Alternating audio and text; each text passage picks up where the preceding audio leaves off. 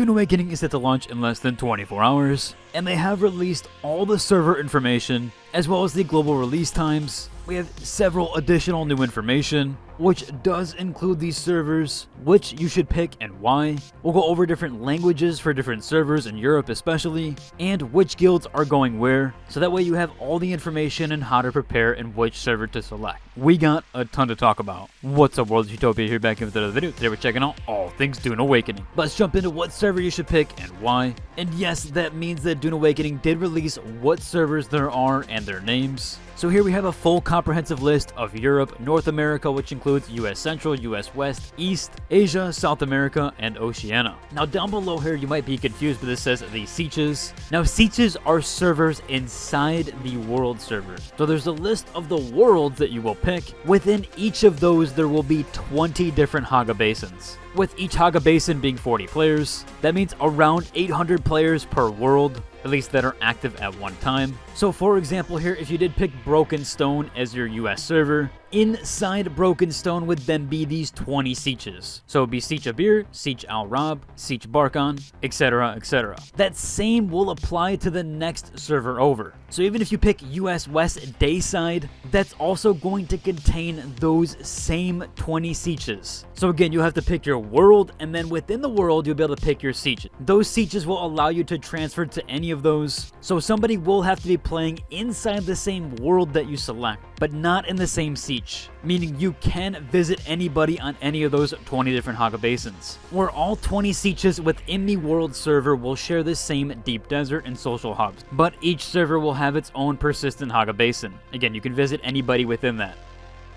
So then how do we make our decision here? What server should we go to, and why should we pick certain ones? Now I've been able to find a sheet for the Dune Awakening server guild list. Essentially the largest guilds are saying which server they're going to be going to, and also a really cool one here for people that are playing on Europe. I know a lot of you have real difficult times with the language barriers on different servers. Well, different servers have different designated languages per the Europe region. So if we look here at the Archidamus 3 server, or at least the world, that's going to be mostly pertaining of English with one German language. So there will be one Sietch with German. Or if, for example, we look at the Deneb world server, that's going to have a mix of English, German, Polish, with a lot of them leaning towards German guilds. So more than likely, if your main language is German, you're going to want to go to Deneb, and you could pick any of these Sietches within that. And one more last example here, if we see for the Europe server, the Portuguese language will be on Centaurus. So if you do speak mostly Portuguese, or that's your main language that you're comfortable with, you're going to want to go to the Centaurus world, and then you can pick any of these Sietches within that.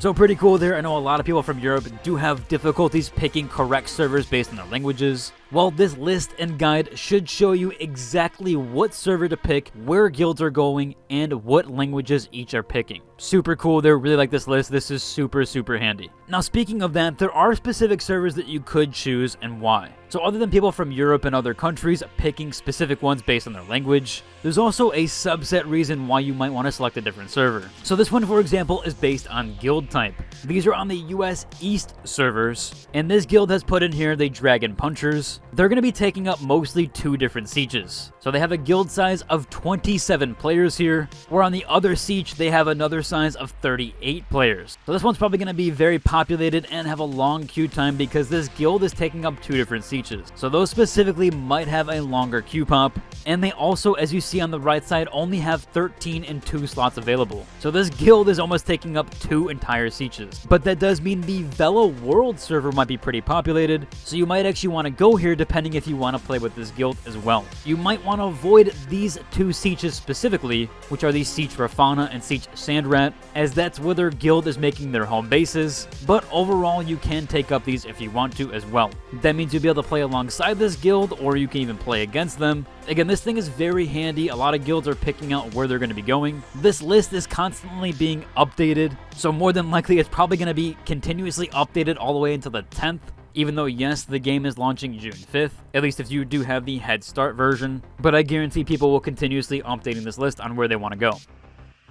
Now there is one more additional reason why you might want to select a different server here. Other than low population, high population, language, and where you want to go based on queue time, usually in MMOs there are dedicated or unofficial dedicated RP servers. So yes, there is a Dune Awakening RP hub, This one is currently unofficial, so it is player regulated, but if you're into RP and you enjoy RP servers on MMOs, then you're probably going to want to go with Narbog. That is located US East on the Narbog world, and then you could select any of these Sietches within. Although as you do see, they are taking up these 5 Sietches, at least what they've dedicated for the RP hubs. Now I do feel like they more than likely have kind of green lit these Sietches, at least players that do want to be RPing. So they've kind of dedicated themselves to 5 here, which takes up a total of 200 players. If you did want to RP, I would pick one of these 5 specifically. And actually from my experience, I actually do play on RP servers on WoW, and I typically do pick the unofficial or official RP servers. There's many reasons why.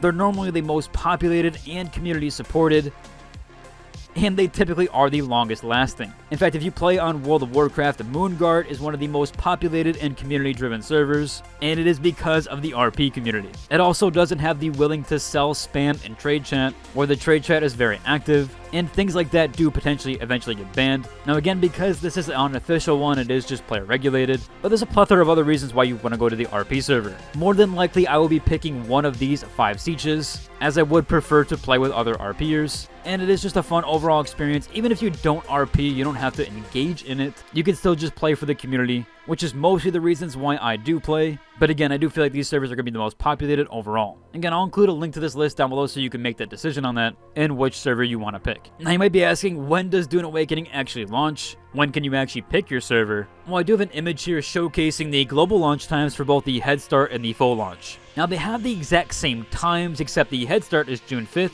and the full launch is June 10th. Again, if you're in Australia, it's going to be June 6th and June 11th.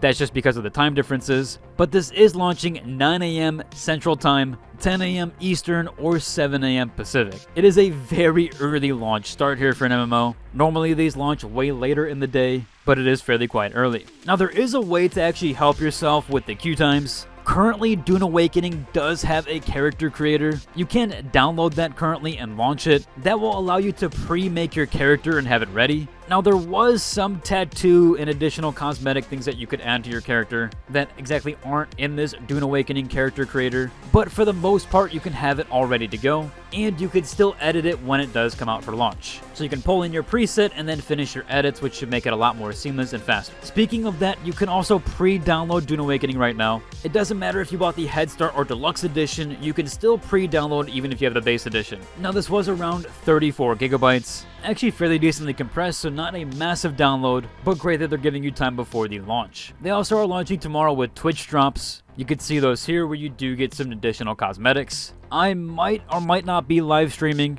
I'll include links to my live stream down below in the description. If you do want to check that out and come by, you can, and see which server and Sietch I end up picking. Again, I'll include links to both the Twitch live stream and the YouTube live stream, which will also be on my Discord. Overall, that should about cover today's video. If you like, subscribe, and until the next one. Deuce!